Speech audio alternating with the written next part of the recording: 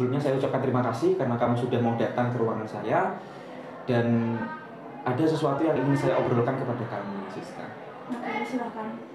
Tadi saya mendengar cerita dari teman-teman bahwa kamu menangis di dalam kelas, betul begitu ya? Iya. Apa yang membuat kamu menangis? Jadi semua itu berawal di saat jam istirahat pertama. Saya, Siwi, dan teman-teman lainnya itu ya ngobrol biasa. Kami berbicara, berbincang, tertawa bersama-sama layaknya pada remaja seperti umumnya. Kita awalnya membicarakan hal yang normal. Kita semua tertawa, bercanda bersama. Tapi entahlah, mungkin Siwi terlalu asik dengan hal itu sampai dia mengucapkan kalimat-kalimat yang tidak pantas dari mulutnya. Apa yang dibilang dia kamu? Dia bilang kalau ayah saya memiliki kulit yang sangat gelap. Bahkan di saat malam hari, dia mengatakan ayah saya seperti Invisible Man dan kulit ayah saya segelap masa depan saya. Saya benar-benar terpukul oleh kalimat yang dia ucapkan. Karena mau bagaimanapun saya dan Siwi itu teman dan semua orang tahu kita bersahabat dengan dekat dan persahabatan kami sudah berjalan cukup lama. Tentu saja saya kecewa. Dia teman yang saya percaya, saya saatnya yang nyinyir, namun tiba-tiba dia mengatakan dan melontarkan kalimat seperti itu dari mulutnya. Bahkan kalimat yang dia ucapkan bisa menjadi doa untuk saya. Saya benar-benar kecewa dengan apa yang dia ucapkan. Ya, saya langsung membalikkan muka saya berbalik badan menuju ke kelas sambil meneteskan air mata. Saya akan benar-benar kecewa kan? Selain kecewa, perasaan apa lagi sih yang ada di dalam hatimu saat itu? Ya, saya sebagai anak yang dilahirkan dan dibesarkan oleh orang tua pasti tidak akan pernah terima ketika orang tua saya dihina. Apalagi yang menghina itu sahabat saya sendiri. Benar-benar tidak menyangka sih. Semua orang pasti nggak terima ya kalau orang tuanya dijadikan bahan olok-olokan seperti itu. Iya. Tapi gini sis, setelah kejadian itu, bagaimana hubungan kamu sama Siwi?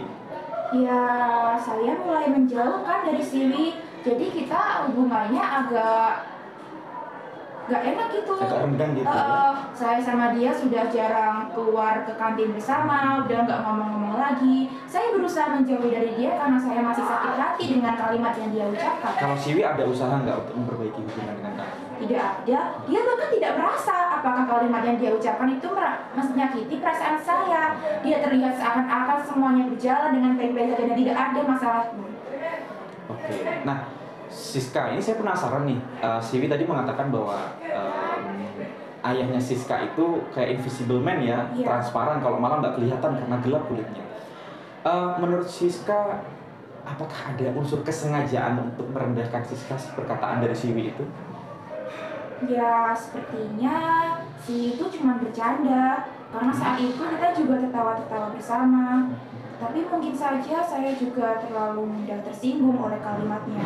Karena sebagai candaan, kalimat itu juga tidak pantas. Berlebihan. Iya, melewati batas. Nah, yang namanya candaan pasti ada batasnya kan. Dan candaan itu ketika kedua pihak itu saling tertawa dan menganggapnya itu lucu. Jika hanya satu pihak yang menganggapnya itu lucu, maka itu jatuhnya kayak bullying atau hinaan. Jadi kamu merasa bahwa sebenarnya nggak ada unsur kesengajaan Siwi untuk merendahkan kamu ya? Iya. Dan memang kita itu terkadang sebagai manusia itu kan apa ya, kita tidak terasa bahwa mungkin perkataan kita, perbuatan kita itu menyinggung perasaan orang lain. Dan mungkin Siwi bukan satu-satunya orang yang pernah melakukan itu. Tidak sengaja mengatakan hal tertentu tapi membuat orang lain sakit hati gitu ya. Dan mungkin saya pun juga pernah melakukan seperti itu secara tidak sengaja menyinggung orang lain, dan itu hal yang umumnya memang dilakukan oleh manusia. Nah, kita duduk di sini ingin mendapatkan solusi nih, biar bagaimanapun juga hubungan ini saya harapkan bisa kembali seperti semula. Gitu ya. Nah, kalau Siska dan Siwi sudah berapa lama sih bertemannya? Hampir 3 tahun. Hampir 3 tahun? Iya, kami berteman sejak awal masuk kelas 7 sih. Oke, sudah cukup lama ya? Iya. Oke, selama 3 tahun itu Siwi sering ya melakukan atau mengatakan sesuatu yang menyinggung perasaan kamu gitu?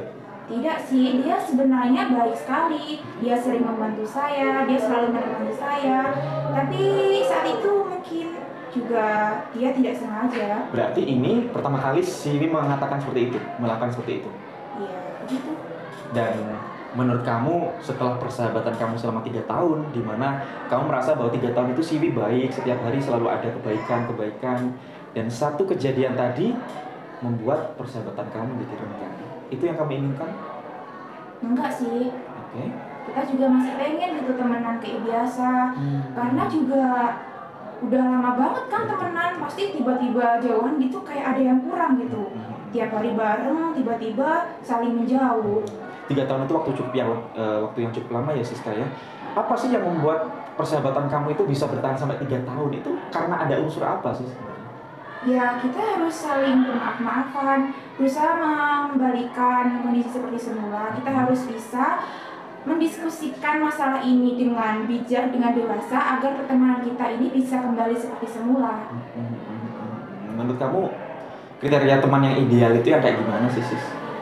Teman yang ideal itu teman yang selalu ada di saat kita senang maupun tidak senang, atau keadaan kita susah. Dia selalu membantu kita dan dia gak pernah pergi saat kita itu berada di bawah. Dia selalu mendukung kita dari nol sampai titik kesuksesan. Dan yang namanya pertemanan itu harus ada kedamaian.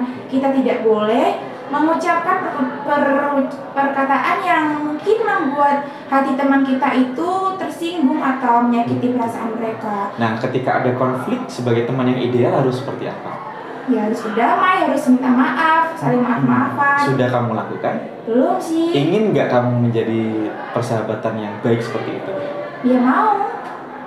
Nah, kalau sudah mau, apa yang harus kamu lakukan setelah ini gitu? Saya ya harus nemuin Siwi sih. Saya bicara baik-baik dan berusaha meminta maaf agar pertemanan saya dan Siwi bisa membaik seperti semula. Biar apa sih pertemanan membaik itu, biar apa? Ya biar saya punya teman dan bisa main bareng lagi, bisa keluar bareng lagi. Karena semenjak kejadian itu saya sama merasa Siwi sendiri itu gitu ya? kayak sepi banget ya ternyata nggak sama Siwi itu. Ada yang sesuatu yang kayak kurang gitu ya. Biasanya mungkin ke kantin sama Siwi, tapi sekarang ke kantin sendiri. Iya, jadi kayak mencoba untuk main sama orang lain. Tapi kayak nggak cocok gitu, harus nyari yang Itulah frekuensi yang kan. namanya sahabat ya. Dan tadi kamu akan minta maaf dan saling memaafkan gitu. Iya. Selain itu harus apa lagi? Biar hubungan kamu ke depan itu tidak bermasalah lagi.